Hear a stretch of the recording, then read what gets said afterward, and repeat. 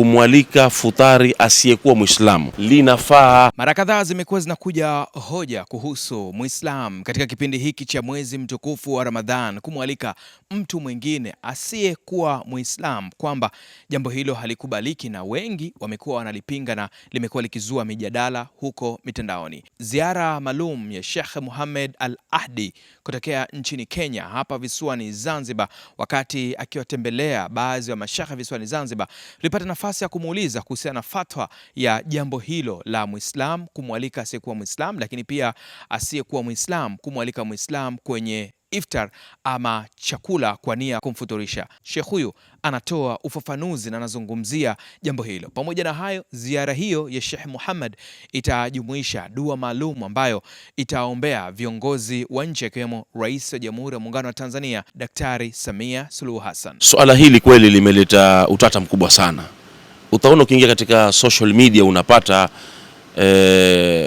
kuna habari nyingi zinazungumziwa katika swala hili. Naweza kusema kwa njia nyingine labda kuleta chuki au kugawanya watu, lakini nataka nilijibu kwa uwezo wake Mwenyezi Mungu Subhanahu wa Ta'ala. Masala ya Muislamu katika mwezi wa Ramadhani kumwalika futari asiyekuwa Muislamu. Wata nijipige mfano mimi ni Muislamu na niko kwenye saumu nimefunga. Nina jirani yangu mimi si Muislamu. Nikamwalika jirani, njoo leo tufuturu pamoja. Katika sheria ni jambo halina makosa, linafaa. Sasa tofauti ni kuwa aliyefunga unamfuturisha, ni jina ndo litabadilika, kwa sababu kile ni chakula, ni sadaka, na sadaka ni mtu yote unaweza kumpatia. Masala tukija katika hukumu za zaka ina sharia zake na imeelezwa haswa kwenye Qur'an ni nani na nani unastahiki kumpa zaka. Tukija katika mlango wa zaka, hapo nitasema tutazungumza habari nyingine kwamba haifai, lakini masala chakula, iftari ile ni chakula, na chakula ni sadaka, na sadaka mtu yote Muislamu asiyekuwa Muislamu unaweza ukamwalika kwa sababu ni chakula kile.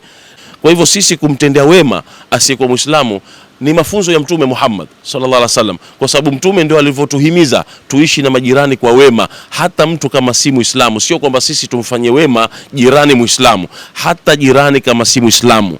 Wewe kama Muislamu umefunga Ramadhani na ukamwalika njoo tule iftari, hamna makosa yote. Yani ambaye si Muislamu kakualika wewe ambaye ni Muislamu, swali zuri, tunarudi pale pale.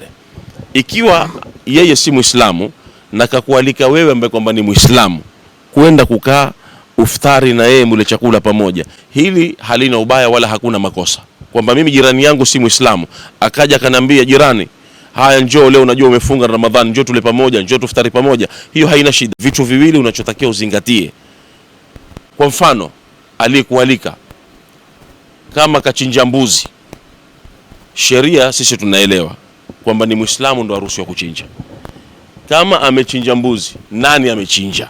Hapo lazima ufikirie hilo. Au ni kuku pia kachinjwa, lazima ujue nani kachinja.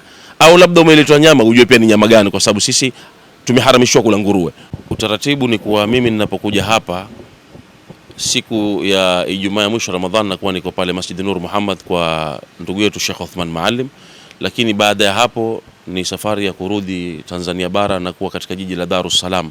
Ratiba yangu pale naingia katika busati la Mtoro, ambao kwa mara hii itakuwa ni siku ya Jumatatu tarehe 16, naingia kwenye busati la Mtoro baada salati al-asri, na baada ya hapo usiku wake inakuwa ni 27 naingia katika mkesha wa Lailatul Qadri. Tunakuwa hapo na viongozi wa serikali wengi wanakuja, na mgeni rasmi anakuwa ni Mheshimiwa Mufti Sheikh Mkuu wa Tanzania Sheikh Abubakar bin Zubair bin Ali hafidhahullah. Walikuwa watu walivyohama Maka kwenda Madina, Mtume sallallahu alaihi wasallam, umeona mapokezi yake alikuwa vipi? Sasa sisi leo, in kuntum tu'minuna billahi falyukrim dhaifa.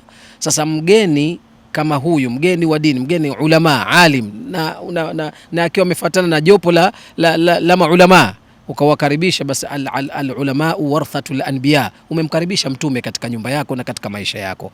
Mimi nimebahatika hiyo kwangu, na hii hisabu ni bahati kubwa sana, na wallahi nimefurahi sana na hili jambo. Kila mmoja alichukue kuwakirimu wageni wa kheri. Hawa ndio waheshimiwa, khairukum man taallama alquran wa allama, ndio waheshimiwa. Hawa ndio waheshimiwa, wanastahili kuheshimiwa kuliko mheshimiwa yoyote. Sheikh Maridhia alikuwa ni miongoni kati ya wale ambao waliomkaribisha nyumbani kwake na kumpokea Sheikh huyo kutokea Kenya. ripoti hizi za Ayo TV nikiripoti hapa Zanzibar, mimi naitwa Said Tizedey.